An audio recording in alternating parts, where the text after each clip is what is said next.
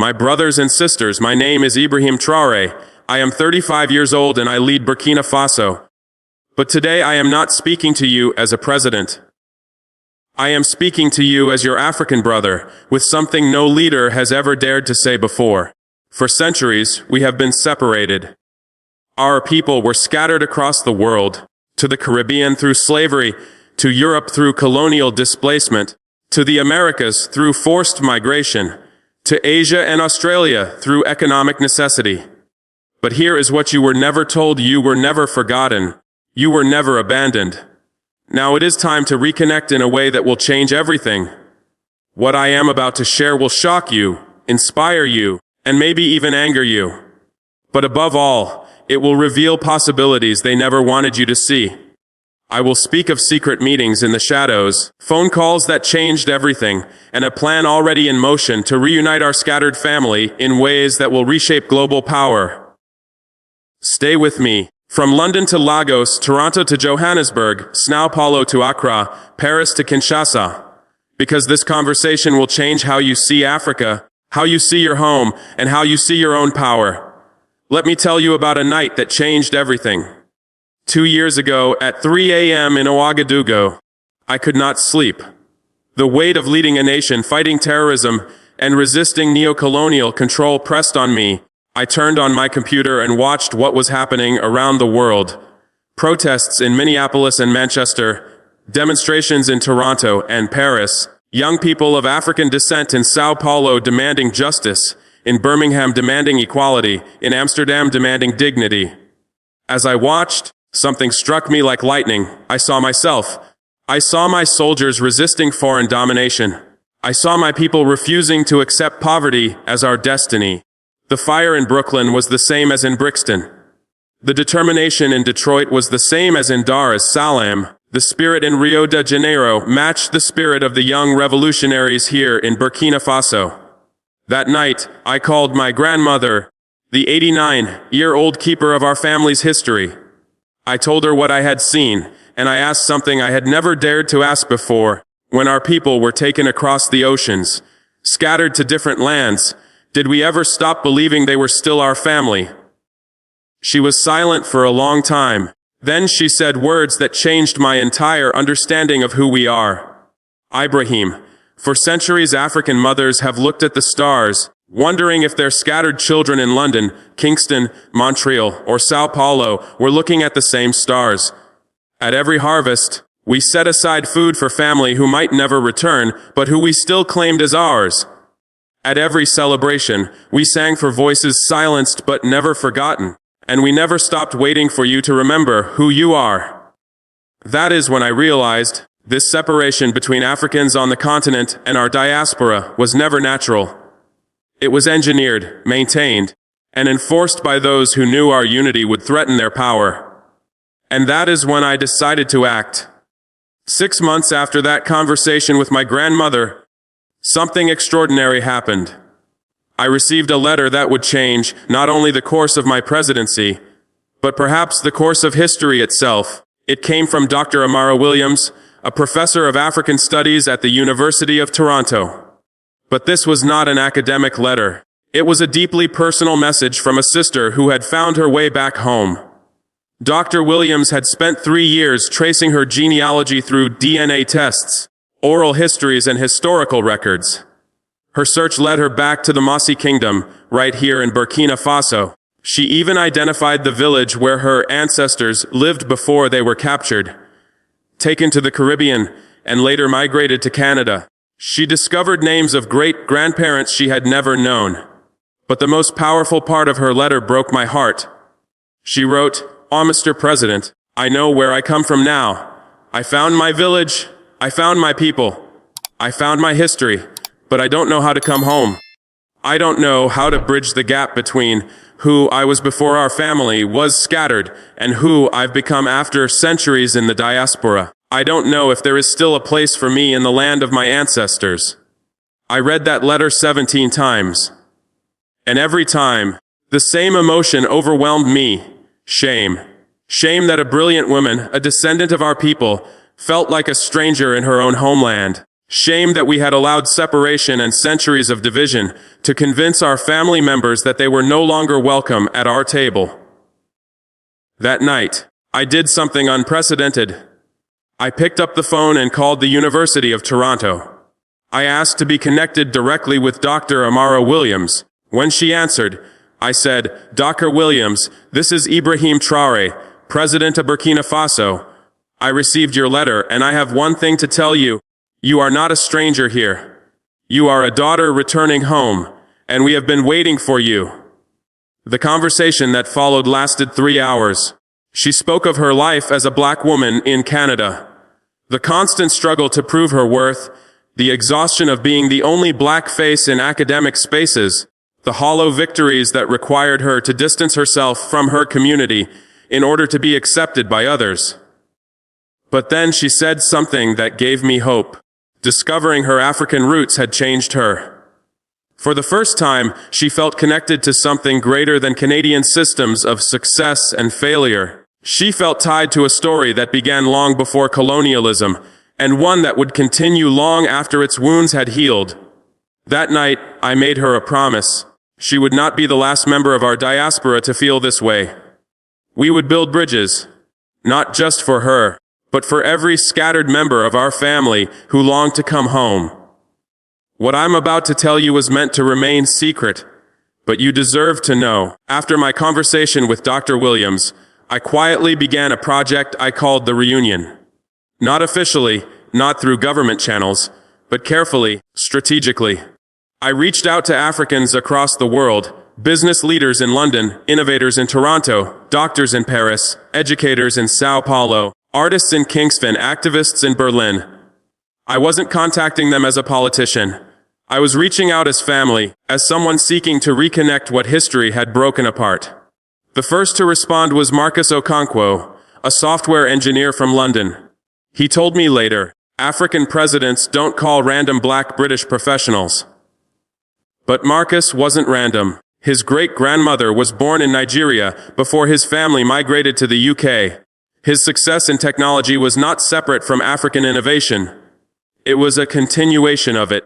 His struggles with racism in London's tech sector were not different from our struggles with neocolonialism in Africa. They were the same struggle, happening in different places. Marcus agreed to come to Burkina Faso, not as a tourist, but as a returning family member.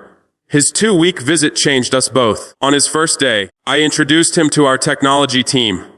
Young Burkinabe innovators creating solutions for African problems with limited resources, but limitless creativity. Marcus expected to find people who needed his help. Instead, he found equals who challenged his thinking and expanded his vision. By the end of the first week, Marcus wasn't just visiting Africa, he was investing in it, not through charity or aid, but through real partnership. Together with my team, he co-founded a fintech company, creating financial tools for both African communities and the global diaspora. What transformed Marcus most wasn't business. It was belonging. He told me, for the first time in my life, I wasn't the token black hire. I was simply a professional among other black professionals. I felt normal. Truly normal. For the first time in my career. That's when I understood we weren't just building partnerships. We were healing wounds that had been open for centuries. Then came a phone call that expanded everything. Dr. Michel Laurent, one of Paris's leading cardiovascular surgeons, told me, "I've spent my career proving black excellence in French medicine, but I've never had the chance to simply be excellent without proving myself first. What if we came home to build our own centers of excellence?" We spoke for 4 hours about African-built medical schools, hospitals rooted in cultural competence, and diaspora professionals returning not as donors, but as innovators. By the end, she committed 6 months to Burkina Faso and promised to bring others with her. Her promise sparked a network. She introduced me to Dr. Wami Drawa Asante, a renewable energy engineer in Toronto who dreamed of building clean power across Africa without the weight of Western bureaucracy. He connected me to Robert Silva, a financial analyst in São Paulo who understood that African liberation could fuel black empowerment worldwide. Robert then introduced me to Angela Davis Thompson, an education specialist from Manchester whose methods for diaspora students could transform millions of African classrooms. Each connection created another. These people weren't running from their current homes. They were proud of their successes. But Africa gave them something their host countries never could, the chance to build something greater than individual achievement. As Dr. Asante put it, in Canada, change moves slowly through bureaucracy. In Africa, we can build the future from the ground up. That's when it became clear to me. This was not about aid or charity. It was about creating a global brain trust, a worldwide network of African excellence, capable of accelerating our continent's development in ways no outside system ever could. 6 months after my first conversation with Dr. Laurent, I made a decision that could have ended my career if it failed. I hosted a private virtual summit with 50 of the most accomplished Africans I had connected with across the diaspora. The meeting was supposed to last 2 hours on a Saturday morning. It went on for 8. I opened with simple words. My brothers and sisters, I have brought you together because I believe we are living through a moment that happens perhaps once every 500 years. We have the opportunity to reunite a family scattered by slavery and colonialism, and to build something together that none of our communities could build alone. Then I laid out my vision, an Africa that processes its own resources instead of exporting raw materials, an Africa that manufactures its own goods instead of importing finished products, an Africa that develops its own technology instead of depending on systems designed for other markets. But I told them this vision was impossible without the expertise, networks, and resources of the diaspora. What we needed wasn't their money. It was their minds. The response was immediate and overwhelming. Marcus Okonkwo declared he was ready to relocate permanently to Burkina Faso to help build Africa's tech sector from the ground up.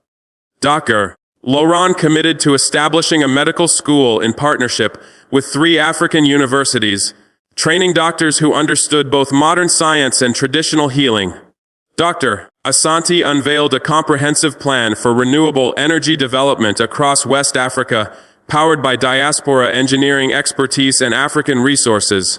Robert Silva presented a financial framework that allowed diaspora Africans to invest directly in African projects, bypassing traditional aid systems and creating shared wealth across continents.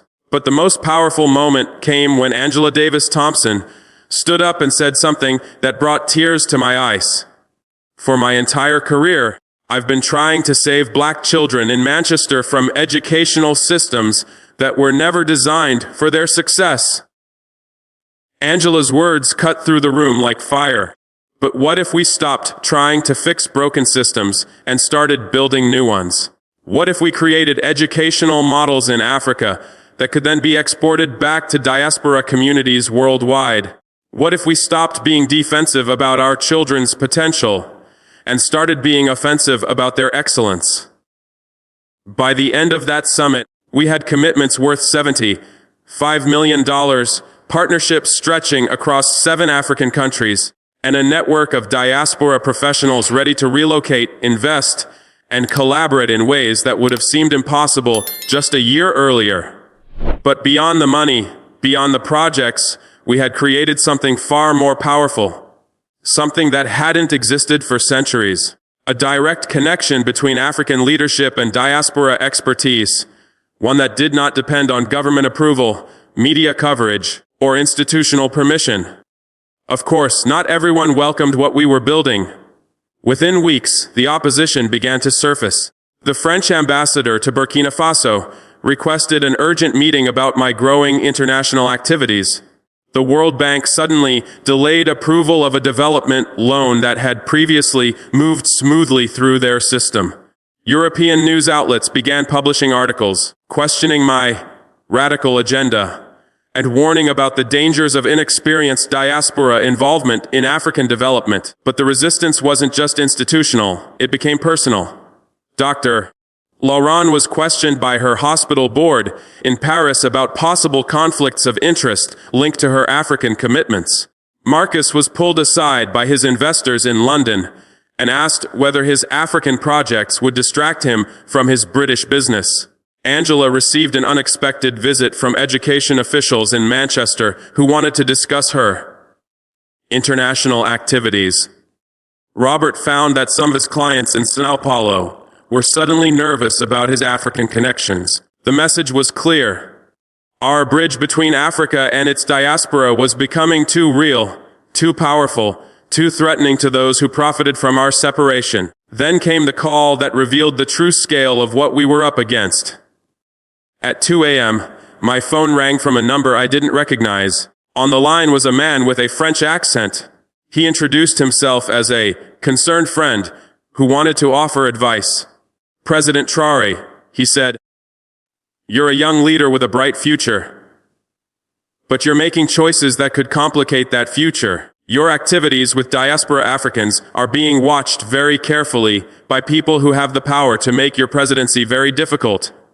I asked him what he meant by activities. His answer chilled me. "We know about the meetings. We know about the investments. We know about the plans you're making with people who don't understand the complexities of African development. They may be successful in London, Toronto, or Paris, but Africa is different. Africa requires experienced guidance. Africa requires proven partnerships. Africa requires stability." And then came the warning that revealed their true fear. President Traore, Thomas Sankara had similar ideas about African independence and diaspora connections. You know what happened to him. You wouldn't want to make the same mistakes. The threat was unmistakable. But what this concerned friend didn't understand, what none of our opponents understood, was that we had already crossed the point of no return. We had already felt what true connection was like. We had already seen what was possible when artificial barriers fell. Fear has never been my motivator. Justice has.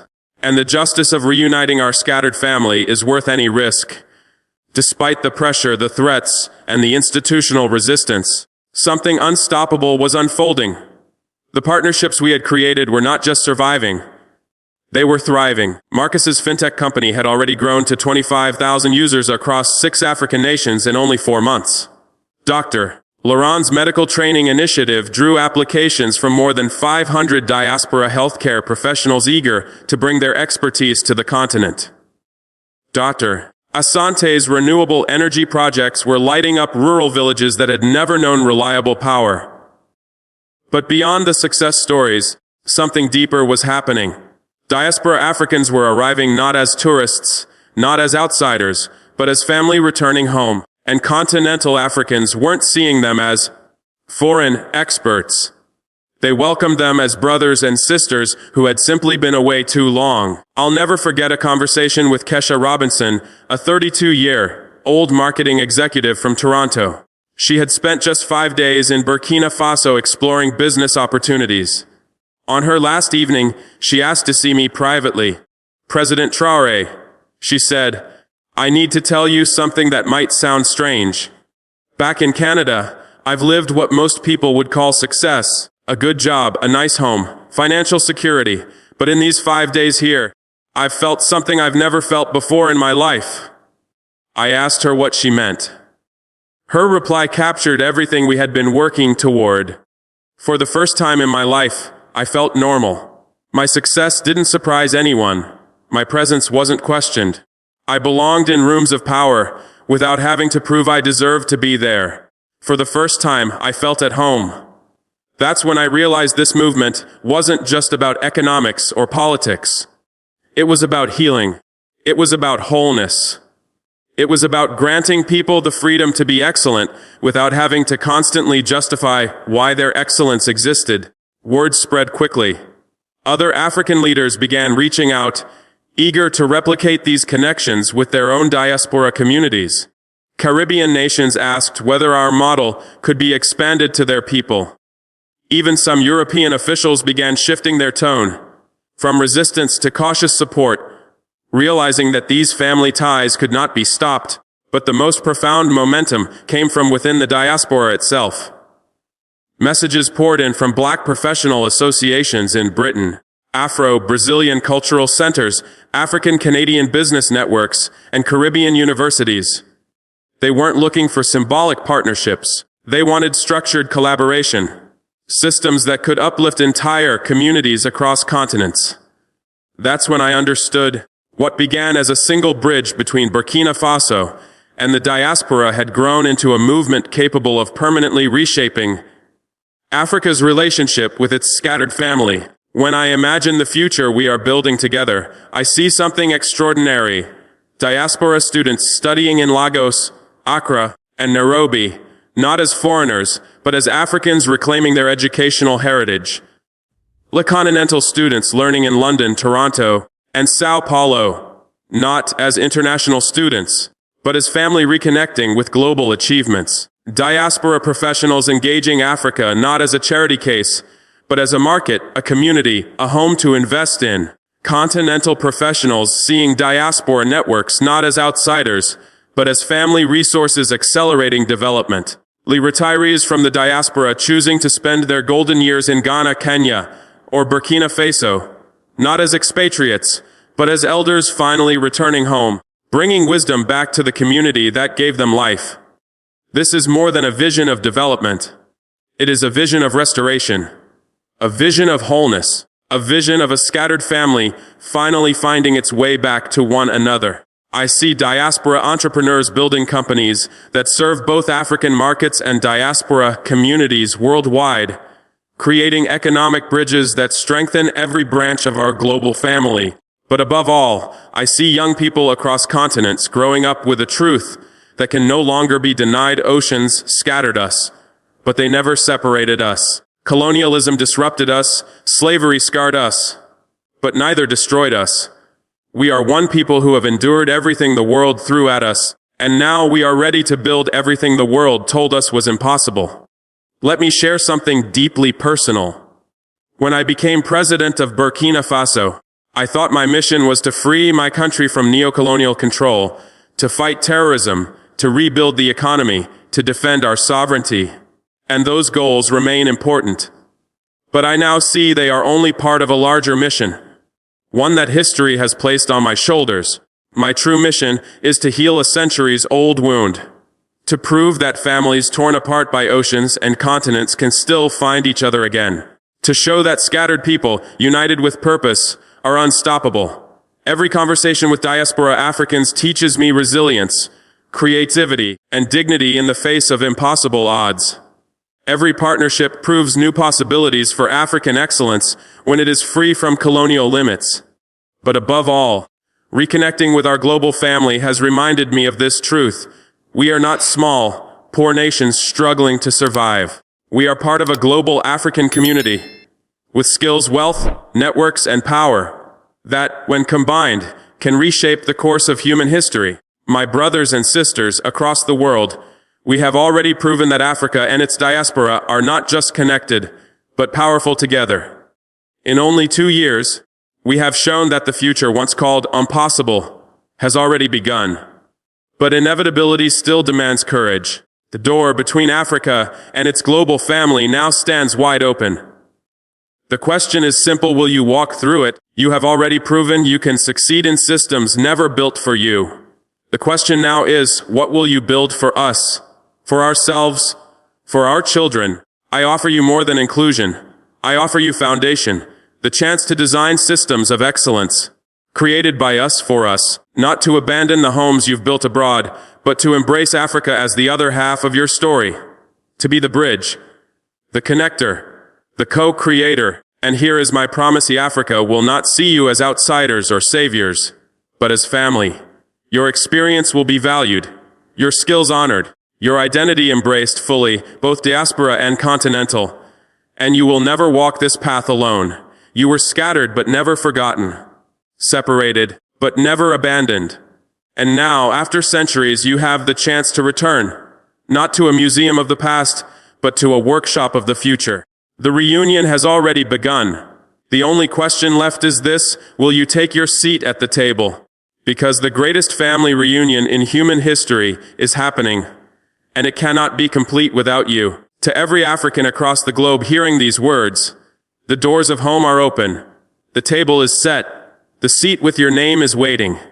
The only question is, when will you come home to help build the Africa our ancestors always dreamed was possible?